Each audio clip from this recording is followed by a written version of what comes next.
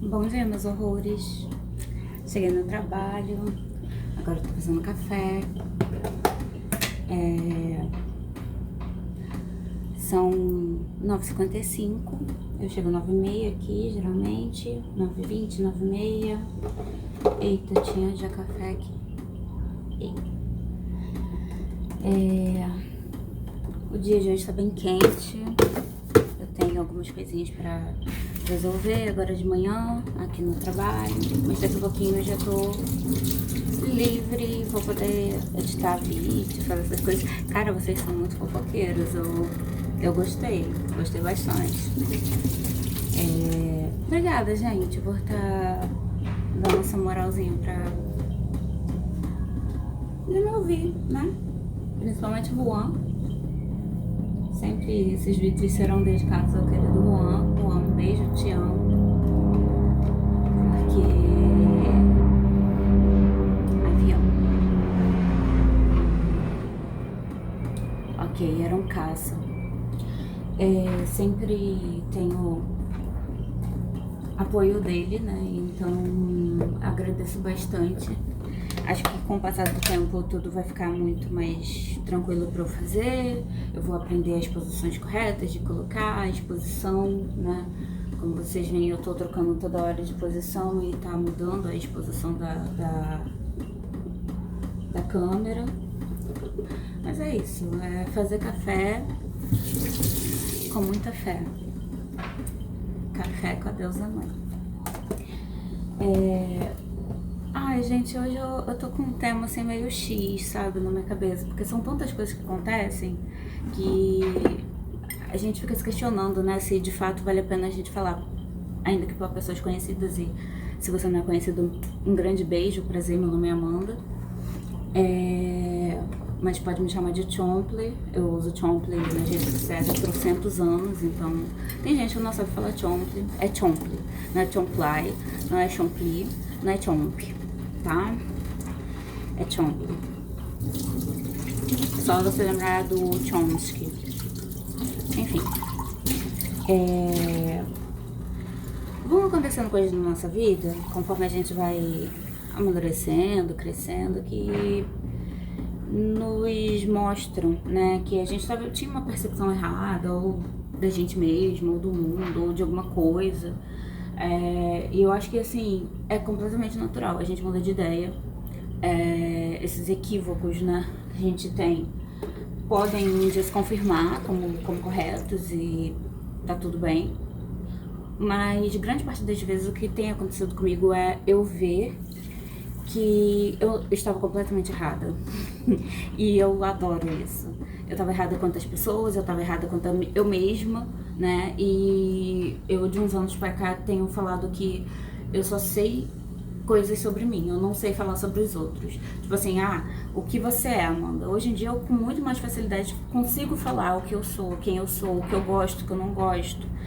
Mas eu não consigo falar sobre pessoas que durante toda a minha vida eu tive contato, né? Então, sei lá, assim, eu me surpreendo com as pessoas, positivo e negativamente.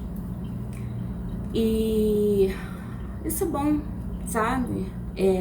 Esse aniversário que eu tive, né? Eu fiz 32 anos agora dia 31 de maio.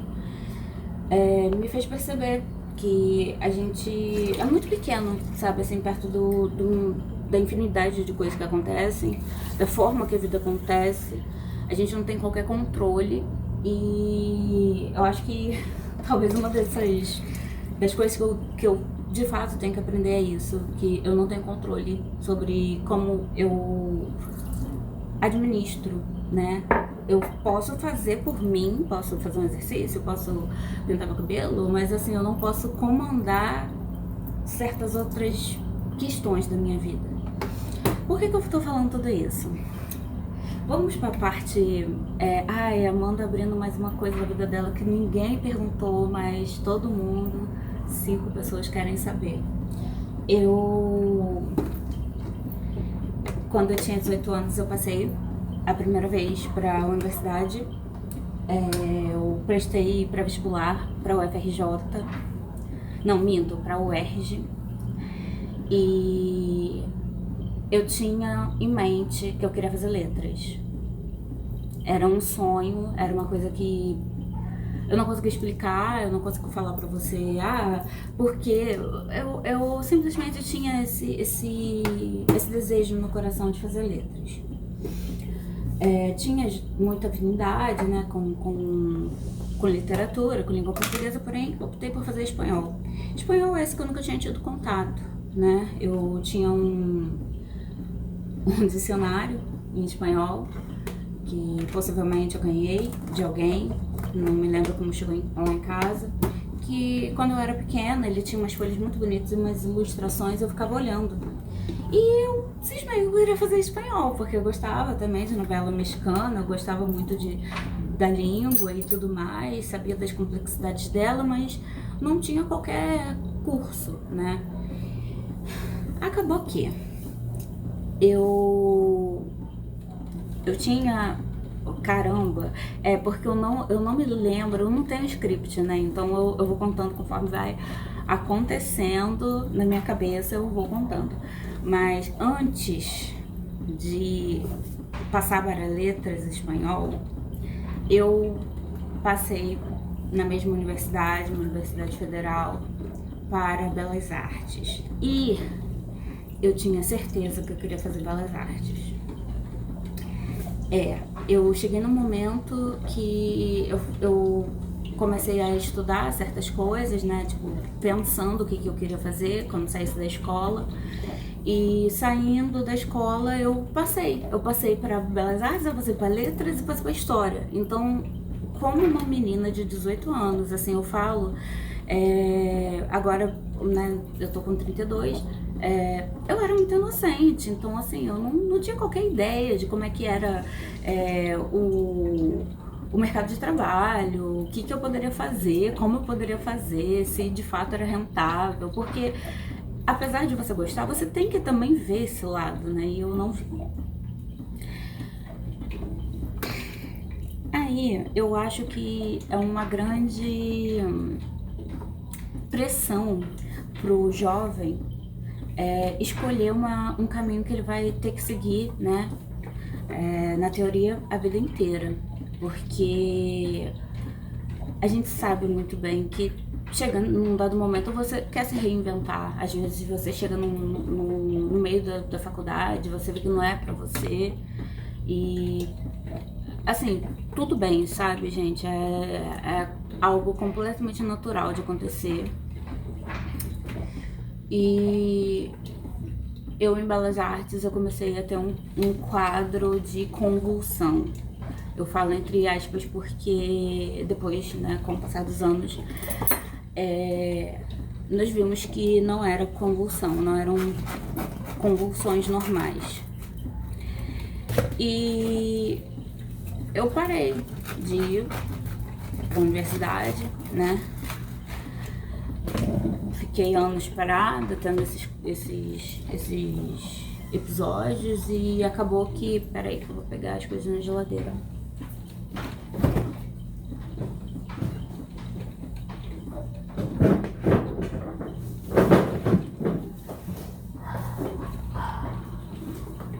Voltei. Acabou que eu não estava conseguindo, porque era uma universidade muito longe, eu teria que morar lá, minha mãe estava desempregada na época, sempre foi eu e a minha mãe. Como eu falei no outro vídeo, eu tenho uma rede de apoio bem forte, mas as pessoas, elas estão lutando assim pelas coisas delas e eu acho injusto, né, você contar, né, com coisas do outro, né? Não, o outro vai me ajudar, o outro vai me dar abrigo. E não era essa questão, sabe? Aí acabou que eu desisti de Belas Artes, eu vi que não era possível e e passei logo em seguida para Letras Espanhol.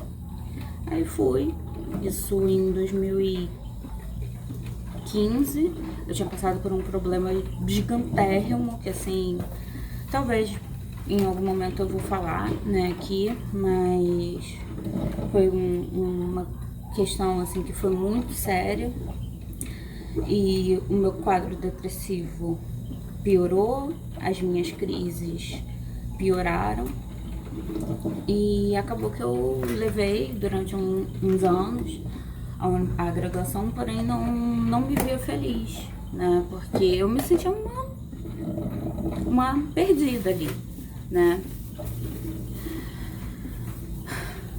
E eu peguei e fiquei durante muito tempo assim, me questionando de fato se eu realmente servia para fazer letras, eu realmente servia, porque eu me sentia assim muito burrinha, sabe? Assim, era detestável chegar lá, encontrar meus amigos e ter essa felicidade momentânea, mas a partir do momento que eu começasse a estudar sozinha, eu via que eu não estava compreendendo muita coisa, não estava conseguindo me adequar, né? E ter atenção o suficiente, e acabei trancando a universidade. Aí tranquei, fiquei uns anos, assim, vivendo da forma que eu podia, fazendo tudo que eu podia. Aí nesse meio tempo eu comecei a trabalhar em vários lugares, comecei a fazer várias coisas, já por diversas vezes já vendi bijuteria, já me propus a vender artes que eu faço, o tarô eu nunca parei, mas assim, eu de certa forma comecei a profissionalizar, né? E até que eu fui e vi, né, o curso de conservação e restauração, também numa universidade federal, e resolvi, né, tipo, fazer o Enem e prestar, colocar minha nota pra ver se eu conseguia passar, e passei. Mas uma coisa eu falo, assim, eu não tô falando aqui que, nossa, eu passei 50 vezes pra universidade, olha como eu sou inteligente. Gente, é muito fácil você entrar pra universidade quando você se empenha, você estuda, você se compromete, mas não é fácil se manter e tampouco sair formado. Porque a universidade, ela é um campo de batalha. Você que mora longe já vai chegar cansado, já vai chegar esgotado mentalmente, num ambiente onde tem muita gente que é muito legal, mas muita gente que é muito babaca. E assim, com o passar dos anos, né, você naturalmente perde um pouco de paciência com algumas tramas que tem ali dentro. E acabou que, né, esse ano eu comecei o ano tendo umas dores bem fortes e eu sempre tive dor, né, sempre tive, né, assim, cansaço, e eu já sabia que eu tinha uma condição, né, que faz com que as minhas hemácias elas sejam menores e em formato de lua. Eu não sou luna por acaso, né, assim, eu falo brincando, mas assim, é uma condição genética no qual pelo que eu entendo, o oxigênio não chega direito, porque são as hemácias que fazem essa função, né, de levar o oxigênio para sei lá onde, pro cérebro, enfim, o que faria muito sentido. E acabou que eu tava relatando, né, como eu já falei, eu faço tratamento há muitos anos, com a mesma médica psiquiatra, por conta dessas crises que eu tinha. E ela foi e falou, me contou que eu tinha fibromialgia, né, que eu gabaritava, né, o bingo da fibromialgia. E eu virei e falei, cara, mas um CID, cara, sem condição, sabe? Porque ainda que você não conte pra ninguém, ainda que você não fale sobre o que você sente, o que você foi diagnosticado, é notório. Gente, dá pra ver no meu olhar que eu sou neurodivergente, mas que tem alguma coisa ali que te tira ali daquele padrão de normalidade. E eu peguei, eu falei, bom, eu não quero mais um CID.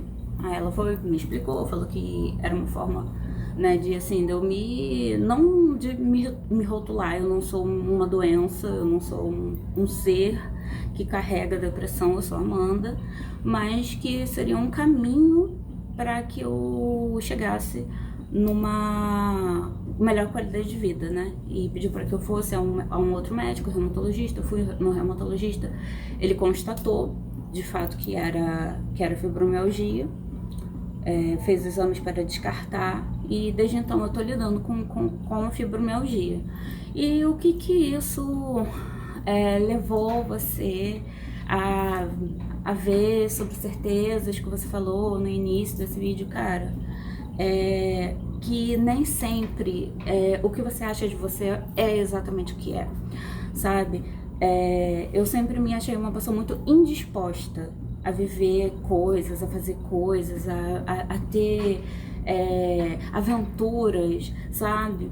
E justo no momento em que eu tava mais me permitindo fazer isso, eu vi que o meu corpo não aguentava, sabe? Não era uma questão de Amanda ser preguiçosa ou Amanda estar indisposta por conta do quadro depressivo, mas era o meu corpo.